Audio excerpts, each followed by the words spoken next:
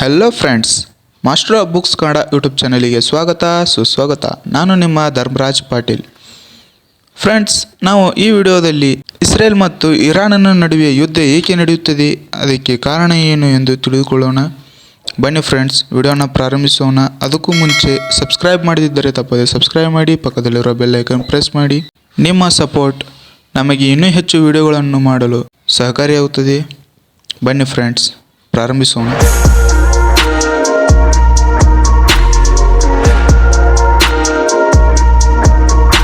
Israel ಮತ್ತು America ಇರಾನ್ನ ಮೇಲೆ ಸತತವಾಗಿ ಮಿಸೈಲ್ಗಳಿಂದ ದಾಳಿ ಮಾಡುತ್ತಿವೆ.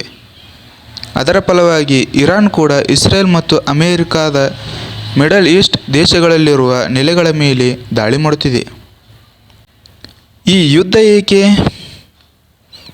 ಈ ಯುದ್ಧಕ್ಕೆ ಪ್ರಮುಖ ಕಾರಣವೆಂದರೆ ಇರಾನ್ ಅಣುಬಾಂಬ್ ತಯಾರಿಸುತ್ತಿರುವುದು, ಅಣುಶಕ್ತ ದೇಶವಾಗುತ್ತಿರುವುದು ಮತ್ತು ತನ್ನ ಬ್ಯಾಲಿಸ್ಟಿಕ್ ಮಿಸೈಲ್ಗಳ ಶಕ್ತಿ ಹೆಚ್ಚಿಸಿಕೊಳ್ಳುತ್ತಿರುವುದು. ಈ ಯುದ್ಧಕ್ಕಿಂತ ಮೊದಲು US ಮತ್ತು ಇರಾನ್ಗಳ ನಡುವೆ ಈ ವಿಷಯಗಳ ಬಗ್ಗೆ ಮಾತುಕತೆ ನಡೆದಿತ್ತು. ಅದು ಫಲಕಾರಿಯಾಗಲಿಲ್ಲ. ಇರಾನ್ ಅಣು ಪ್ರೋಗ್ರಾಂನಿಂದ ಹಿಂದೆ ಸರಿಯಲಿಲ್ಲ.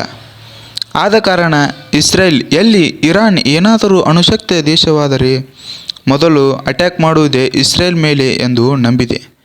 ಆದ ಕಾರಣ ಅದನ್ನು ತಡೆಯಲು ಇರಾನ್ನಲ್ಲಿ ರೆಜಿಮ್ ಅಂದರೆ ಆಡಳಿತ ಬದಲಾವಣೆ ಆಗಬೇಕು ಎಂದು ಅದು ನಂಬುತ್ತದೆ.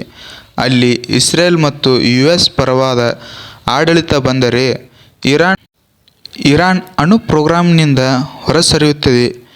ಇದರಿಂದ ಇಸ್ರೇಲ್ ಆರಾಮಾಗಿ ಇರಬಹುದು ಎಂದು ಯೋಚಿಸುತ್ತದೆ. ಫ್ರೆಂಡ್ಸ್, ನಿಮಗೆ ಈ ವಿಡಿಯೋ ಇಷ್ಟವಾಗಿದ್ದರೆ ಲೈಕ್ ಮಾಡಿ, ಶೇರ್ ಮಾಡಿ, ಸಬ್ಸ್ಕ್ರೈಬ್ ಮಾಡಿ. ಧನ್ಯವಾದಗಳು.